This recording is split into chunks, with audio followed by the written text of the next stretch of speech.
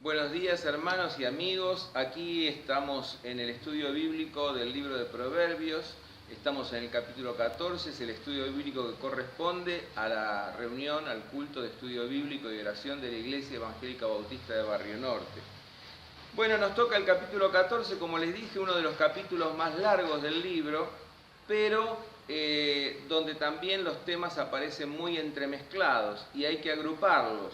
Y los hemos agrupado en 4 temas fundamentales: la sabiduría y la necedad, el primer tema; el segundo tema, el trabajo y la actitud hacia el dinero o a los bienes; el tercer tema serían los estados de ánimo y las actitudes; y el cuarto tema, unas breves referencias políticas que hace allí el capítulo 14. Comenzamos entonces por la sabiduría y la necedad. Y vemos allí el versículo 2, dice: el que camina en rectitud teme al Señor. ¿Pero qué significa temer al Señor? Temer al Señor precisamente es no menospreciarlo. ¿De dónde saco yo esto? De la parte B del versículo 2, dice: el camino del perverso lo menosprecia. O sea que caminar en el temor al Señor es apreciar al Señor, es honrar al Señor. Versículo 3 dice así: en la boca del insensato hay, estoy leyendo aquí la traducción de la Reina Valera revisada del 2005. En algunas cosas voy a estar de acuerdo, en otras no tanto, pero bueno, vamos a ir leyendo de acá, ¿no es cierto? Dice: en la boca del insensato hay una vara para su espalda, pero a los sabios los protegen sus labios. En la boca del insensato uno podría traducir: retoña la soberbia, o hay una vara de soberbia. Una vara de orgullo, una vara de soberbia, es como traduce la Reina Valera de 1960. Me parece interesante, porque siempre en los dichos del insensato aparece la soberbia, aparece la altivez, aparece la rigidez de pensamiento, aparecen las generalizaciones totalmente no pertinentes. Y por contraposición, dice: a los sabios los protegen o los preservan sus labios. Versículo 5, es interesante, aquí dice: el testigo veraz no miente, pero el testigo falso respira mentiras. Lo podemos asociar con el 25, que dice: el testigo veraz libra la vida, pero el engañoso respira mentiras. Es decir, el falso testimonio está del camino de la insensatez, del camino de la maldad. ¿Por qué? Porque, como vemos también, pone en peligro de vida la vida del prójimo. Falso testimonio ante los tribunales podía implicar condena de muerte al prójimo. Versículo 6. El burlador busca la sabiduría y no la halla, pero al entendido le es fácil o le es de fácil acceso. El burlador busca la sabiduría y no la halla. El burlador no es un tonto, ¿no es cierto?, que no entiende las cosas más sencillas o las cosas más básicas. El burlador busca la sabiduría, pero no la logra, porque la verdadera sabiduría comienza con honrar al Señor y con respetar sus mandamientos. Allí está la verdadera sabiduría. Y por eso que al entendido le es de fácil acceso esta sabiduría. Versículo 7. Apártate del hombre necio, porque en él no encontrarás los labios del saber.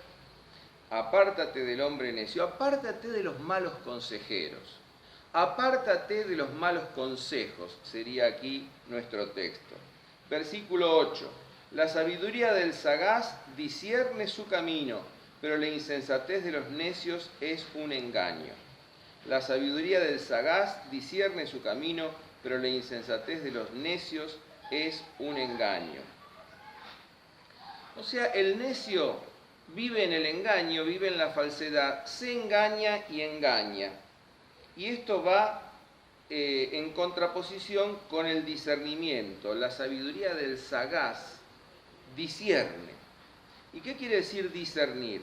Discernir es poder mirar claramente las circunstancias del presente y actuar en relación a un futuro prometedor. Es decir, ¿qué es la mejor decisión del presente o que yo puedo hacer en el presente para tener un mejor futuro? Entonces aquí el texto nos dice claramente, la sabiduría del sagaz discierne su camino, mientras el necio vive en el engaño. Versículo 9, uno de los más difíciles de traducir del libro de Proverbios, el versículo 9.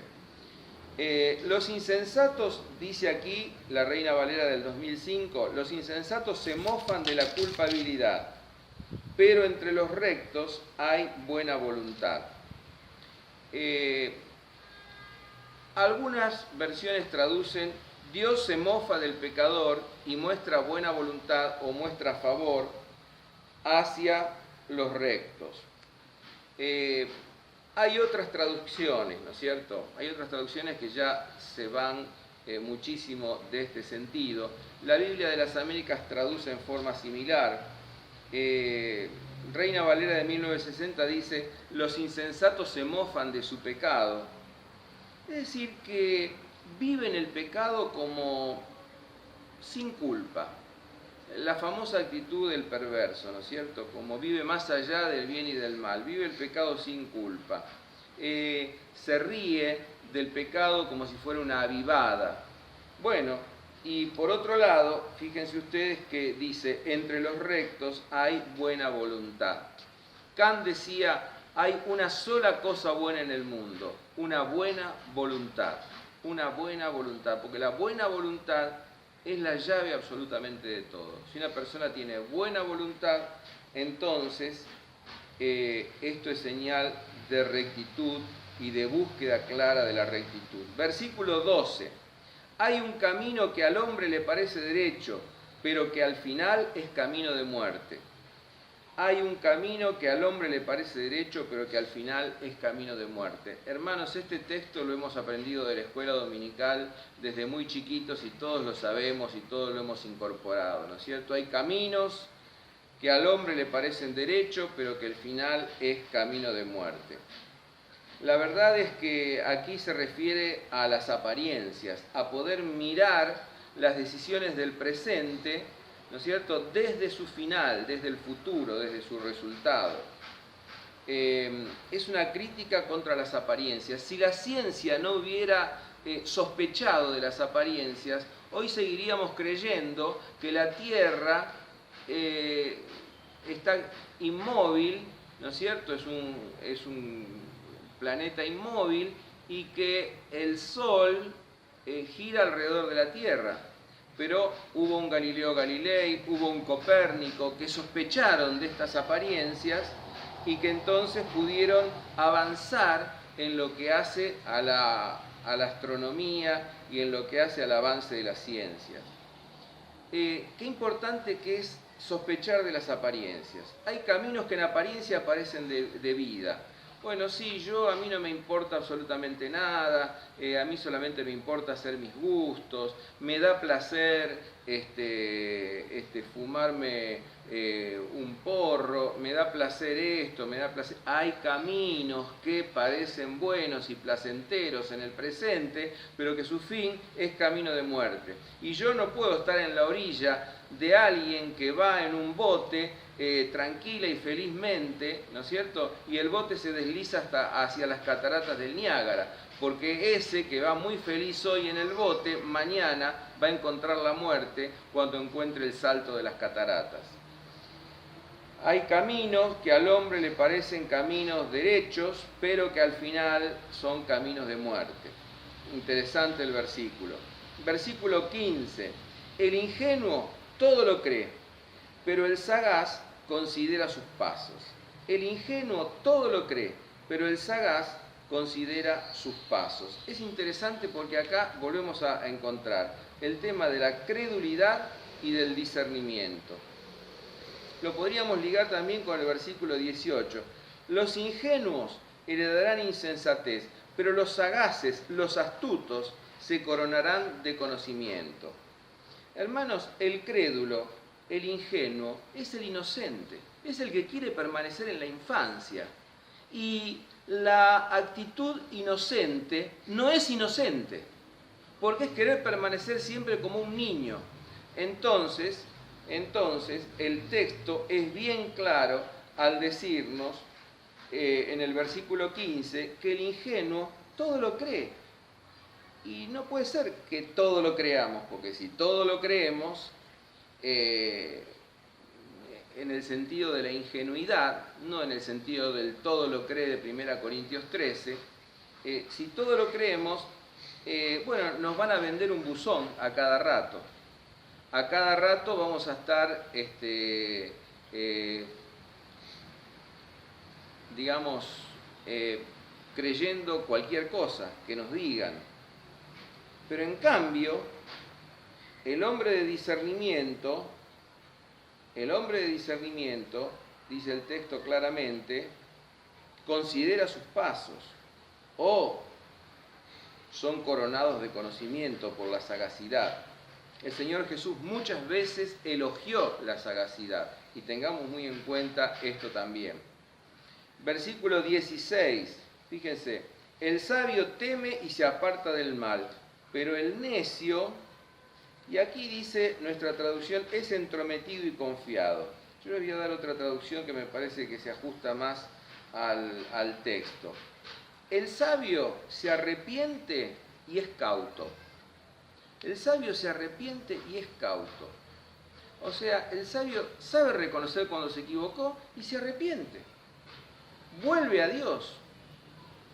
Vuelve a su centro, vuelve a su eje. En cambio, el necio no se modera. Esa es la palabra exacta en el hebreo. No se modera, es impulsivo y es descuidado.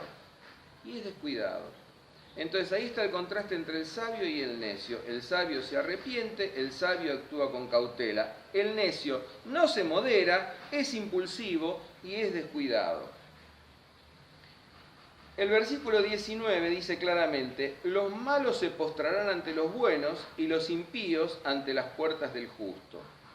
Los malos se postrarán ante los buenos y, dice el 19, los impíos, los que no tienen piedad, los que no buscan a Dios, ante las puertas del justo. Esto no siempre ocurre en esta vida. Esto no siempre se da en este mundo donde parece muchas veces que el injusto triunfa y que el justo pierde. Sin embargo, aquí el texto nos está dejando en algún sentido cabida a lo que ocurrirá después de la muerte. Pero sí sabemos que hay un principio que a lo largo de todo el texto bíblico es un sí y un amén. Y ese principio es precisamente este, que la piedad, la justicia han de triunfar en los cielos y en la tierra. El versículo 22 dice, no yerran los que planean lo malo, pero hay misericordia y verdad para los que planean lo bueno. No yerran los que planean lo malo, pero hay misericordia y verdad para los que planean lo bueno. Los que planean lo malo se equivocan. Los que planean lo bueno encuentran otra cosa, misericordia y verdad. Versículo 27. El temor del Señor es fuente de vida para apartarse de las trampas de la muerte.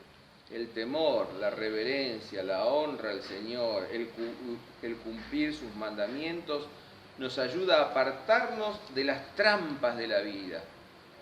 La vida a veces nos tiende trampas, las circunstancias, los demás tienden a tendernos trampas, pero el temor del Señor nos libra de todo esto. Versículo 32 dice, por su maldad será derribado el impío, pero el injusto en su integridad halla refugio. Según la Septuaginta, aquí sería haya refugio en la muerte. O sea, o en la muerte haya refugio, ¿no es cierto? Es decir, lo que está diciéndonos este texto es que la maldad derriba al impío y en contraste con eso, versículo 32, en la integridad, en el andar en pureza de corazón, en integridad de conducta. La integridad, por otra parte, en la muerte haya refugio, hay esperanza para el íntegro. Bien, pasamos a otro tema, que es el tema del trabajo y el dinero, que es muy interesante. Aquí algunas cositas que dice en el capítulo 14. En primer lugar encontramos el versículo 1, dice: la mujer sabia edifica su casa, pero la insensata con sus propias manos la destruye. Hermanos, aquí la mujer sabia podría traducirse como la sabiduría edifica su casa. ¿No es cierto? Hay una serie de cuestiones de gramática y de sintaxis allí que nos harían preferir la traducción de la sabiduría edifica su casa, pero la insensatez con sus propias manos la destruye. O sea, la sabiduría construye, edifica. Fíjense, una persona sabia es la persona que construye. Ahora, una persona necia es la que enchastra todo lo que la rodea. Es la persona que aún lo que tiene lo destruye y no lo cuida y lo empeora, ¿no es cierto? En cambio, la sabiduría es la que construye. Versículo 4. Donde no hay bueyes, el granero está vacío, pero por la fuerza del buey hay producción. Interesante esto, porque nos habla de la producción, ¿no es cierto? Vivimos en un país que es un granero y que tiene múltiples posibilidades de producir. Hermanos, qué importante que es esto. Donde no hay bueyes, el granero está vacío. No hay quien trabaje, no hay quien cultive el campo, no hay quien realmente haga la tarea y pueda recoger el grano. No hay producción. Entonces la persona sensata es la persona que produce, que es productiva. Versículo 11 nos dice claramente: la casa de los impíos será desolada, pero la morada de los rectos florecerá. La casa de los impíos terminará siendo una tapera, pero la casa de los justos florecerá, ¿no es cierto? Ahora, fíjense ustedes qué interesante aquí el versículo 20. Dice: el pobre se hace odioso a su prójimo, pero muchos son los que aprecian al rico. Que el pobre se haga odioso a su prójimo y que muchos sean los que aprecien al rico es una triste realidad, ¿no es cierto? Pero realidad al fin. El pobre muchas veces es menospreciado y el rico es alabado y se busca la amistad del rico. Bueno, ahora entonces, aquí el texto nos muestra esa realidad. Versículo 21 dice: peca el que desprecia a su prójimo, pero el que tiene misericordia de los pobres es bienaventurado. Acá entonces va a calificar negativamente la actitud de aquellos que menosprecian al pobre. Los que menosprecian al pobre pecan, pero los que tienen misericordia de los pobres son bienaventurados. Esos tendrán un destino glorioso. ¿Quién? Quien tiene misericordia del pobre. Esto es sumamente importante. Luego entonces tenemos el versículo 23, un interesantísimo versículo. En toda labor hay ganancia, pero la palabra solo de labios lleva a la pobreza. En toda labor hay ganancia, pero la palabra solo de labios lleva a la pobreza. Hermanos, en toda labor hay ganancia. A lo que se nos llama es a trabajar, a activar. Porque en toda labor encontramos ganancia y encontramos el medio de subsistir y el medio de ayudar a otros. Y si yo no tengo trabajo, mando currículum, tomo el primer trabajo que encuentro. Buscar trabajo es un trabajo, ¿no es cierto? Me contaba una chica que se había quedado porque en estas circunstancias es lógico que eso pase, había cerrado la peluquería donde ella trabajaba y ¿qué comenzó a hacer? A hacer empanadas, a hacer tartas y otras comidas y a vender y a ganarse su plata. En toda labor hay ganancia, pero la palabra solo de labios lleva a la pobreza. La palabra solo de labios es la especulación, es la charlatanería, es esto sí lo hago, esto no, hacer planes ilusorios, ¿no es cierto? Voy a hacer esto, voy a hacer lo otro, planes grandilocuentes, cuando no empezamos por las pequeñas cosas.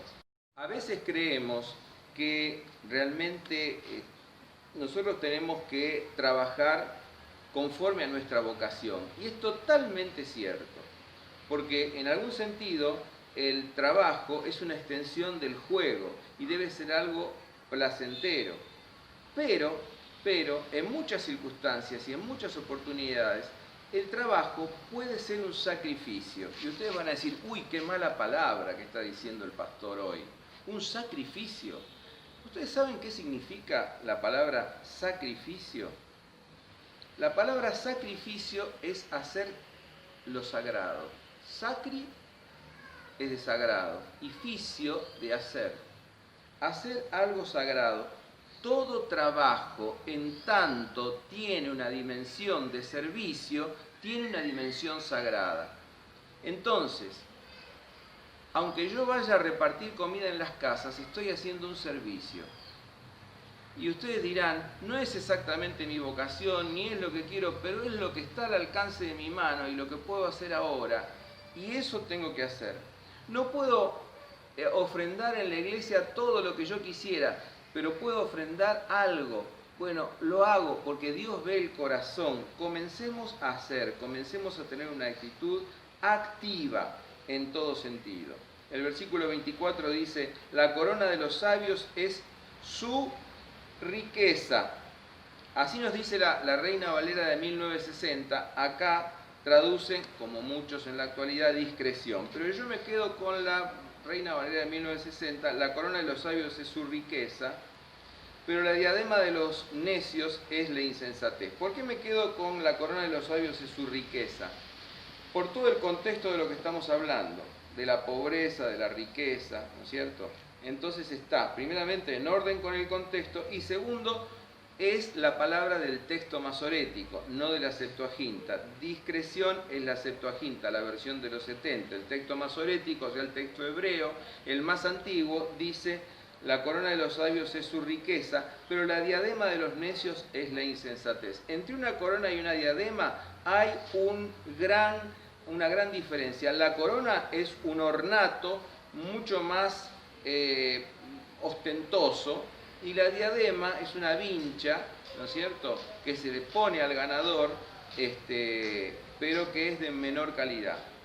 O sea, la corona de los sabios es su riqueza. O sea, esa riqueza, que quizá no es mucha, pero que es lo que se ha ganado con el esfuerzo, con el sacrificio, es lo que se ha ganado con el trabajo, es lo que se ha ganado con el trabajo honrado. Esa es una corona en la vida. Ahora, la diadema de los necios, esa pseudo corona, es la insensatez. Interesante este texto, ¿no es cierto?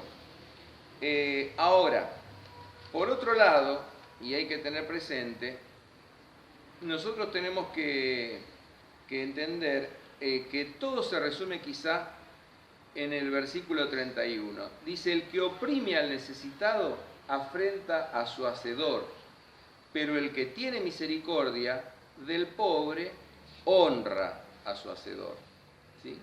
Es decir, nosotros queremos afrentar a nuestro hacedor u honrarlo. Si tenemos misericordia del pobre y ayudamos a la persona que está necesitada y carenciada, estamos honrando a Dios. Cuando le disteis este vaso de agua, cuando vestisteis a este desnudo, cuando cubristeis a este, cuando le diste de comer, bueno, ahí lo hacías a mí, dice Jesús. Ahí estabas honrando a tu Creador. Entonces, hermanos, qué importante que es esto, ¿no es cierto? Qué importante que es esto, porque Dios quiere que nosotros desarrollemos una actitud así, una actitud en la que trabajemos para ganar lo suficiente como para también ayudar a otros. El trabajo no es una maldición, el trabajo es una bendición, es un placer, es una vocación y también es un esfuerzo, es un sacrificio. Y no nos hagamos falsas ideas. Si yo trabajo en esto, soy menos digno, pero aquel trabajo que es más importante me hace más digno, me hace más importante.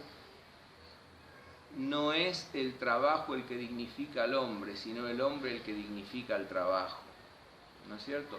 El trabajo, en tanto lo hagas como una actitud de servicio y honrada, te dignifica y dignifica la tarea que vos haces.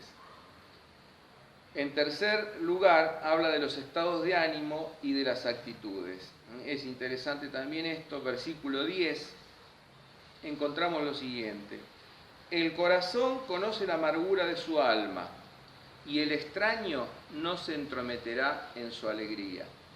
El corazón conoce la amargura de su alma, y el extraño no se entrometerá en su alegría.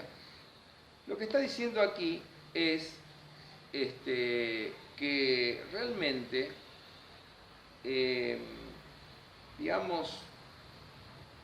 sufrimos todos momentos de tristeza o de amargura y momentos de alegría en la vida. Ahora, muchas veces por las circunstancias, por la lejanía, por lo que fuera, por los impedimentos físicos o lo que fuera, tenemos que sobrellevar solos tanto la tristeza como la alegría. Pero sabemos los cristianos que no estamos solos, sabemos que Dios siempre está con nosotros. El versículo 13 dice, aún en la risa tendrá dolor el corazón y el final de la alegría es tristeza. Aún en la risa puede haber tristeza suprimida. Y de hecho la hay.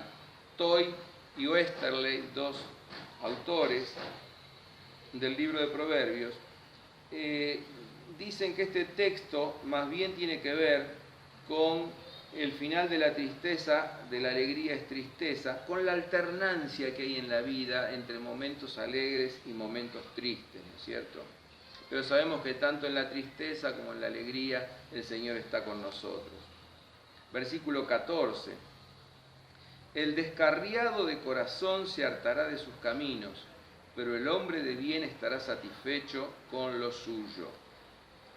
El que se aleja de su corazón, el que se aleja de su deseo, se harta con el fruto, con el resultado de lo que cosecha, con el resultado de ese camino. Termina hartándose, esa es la expresión, ¿no es cierto?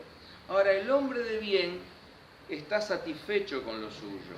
Por eso en las pastorales dice, gran ganancia es la piedad acompañada de contentamiento. La piedad, la búsqueda del Señor, la comunión con el Señor, acompañada de acción de gracias, de contentamiento por lo que el Señor nos da. Que el Señor nos da siempre muchísimo, aunque comparado con otros sea poco y comparado con otros sea mucho. No hay que comparar, hay que dar gracias al Señor por lo que tenemos nosotros, por lo que Él nos da cada día. Versículo 17. El que es irascible hace locuras, y el hombre malicioso será aborrecido. Acá hay dos palabras muy interesantes. La primera dice, el que es irascible. El que es irascible es ese que se encoleriza fácilmente, monta en cólera con toda facilidad. Ese actúa locamente, hace locuras. ¿Y el malicioso cuál es? El malicioso es el que secretamente trama maldades, trama crueldades, ¿no es cierto? Pero a la vez, ese malicioso que secretamente trama crueldades, vive cuidándose de todo el mundo, porque desconfía de todo el mundo y desconfía que lo hagan caer a él. Entonces es un ser humano que vive en la maldad y en la desconfianza. y es un ser humano al cual sus malas obras, sus malos pensamientos, sus malas ideas lo terminan persiguiendo y torturando en la vida. Sin embargo, en contraposición con esto, vemos que el texto nos dice claramente que no hay ni que encolerizarse ni que ser malicioso, sino hay que ser una persona franca, noble, con buenas intenciones, con buena voluntad, que honre al Señor, sabia, ¿no es cierto? Como dice el versículo 29, en este caso, el que tarda en airarse tiene mucho entendimiento, pero el de espíritu apresurado hace resaltar la insensatez. Miren ustedes, el que tarda en airarse tiene mucho entendimiento. Tardo para la ira y grande en misericordia es Jehová. Y nosotros tenemos que ser así, tardos para la ira y grandes en misericordia. No impulsivos, no actuar apresuradamente e impulsivamente, porque eso es insensatez. Eso es insensatez. El versículo 30 termina diciendo, el corazón apacible vivifica el cuerpo, pero la envidia es carcoma de los huesos. El corazón apacible, ¿un corazón apacible qué es? Un corazón que no está ni exaltado maníacamente, ni deprimido melancólicamente. Es apacible, es agradable, es tranquilo, sin brusquedades, sin violencias, sin puntas filosas y agudas. Es una persona calma, es una persona apacible. El corazón apacible, texto hermoso, vivifica el cuerpo. Cuanto más sanos estamos, es cuando estamos apacibles, ¿no es cierto? Y finalmente, después de haber hablado de los estados de ánimo y las actitudes, hace 3 pequeñas referencias políticas con las cuales vamos a terminar. Verso 28. En el pueblo numeroso está la gloria del rey, y en la escasez de pueblo está el pánico del funcionario. Claro, el funcionario, el que está en el poder político, cuando tiene el consenso de todo el pueblo, bueno, está en un momento de apogeo. Pero cuando hay poco pueblo que lo apoya, entonces el funcionario cae en pánico. Esto es una cosa clara, ¿no es cierto? 34. La justicia engrandece a la nación, pero el pecado es afrenta para los pueblos. Una nación solamente puede cimentarse en base de la justicia y de la libertad. Justicia y libertad. Y entonces así la nación se hace grande. Pero el pecado es afrenta para los pueblos. El rey muestra su favor, es lo que debería ser, al siervo o aquel servidor que es prudente, pero su enojo sobre el que le causa vergüenza. Bueno, ojalá que nuestros funcionarios también y los que están en situación de eminencia realmente alaben a los que se comportan rectamente y aparten de sus cargos y de sus funciones a los que son corrompidos y avergüenzan no solamente al presidente y a los que dirigen el país, sino al pueblo entero. El Señor nos bendiga y yo quisiera que oremos en este sentido a nuestro Dios. Oremos. Señor y Dios, queremos darte las gracias porque eres Señor de señores y Rey de reyes, porque tu palabra es lámpara a nuestros pies y lumbrera en nuestro camino, que sepamos que en todo estado de ánimo que tengamos, tú estás para darnos el verdadero gozo, el espíritu apacible. Señor, te pedimos que tú bendigas a nuestra nación y a los que nos gobiernan, que la hagas una nación que pueda crecer en justicia y crecer en todo sentido. Y Señor, yo también te quiero pedir que tú nos ayudes y nos enseñes a trabajar honradamente, honestamente, que abra fuentes de trabajo en nuestra patria. Y te quiero pedir, Señor, que nos hagas realmente hombres y mujeres llenos de tu sabiduría. Lo pido en el nombre de Jesús, nuestro Señor y nuestro Salvador. Amén.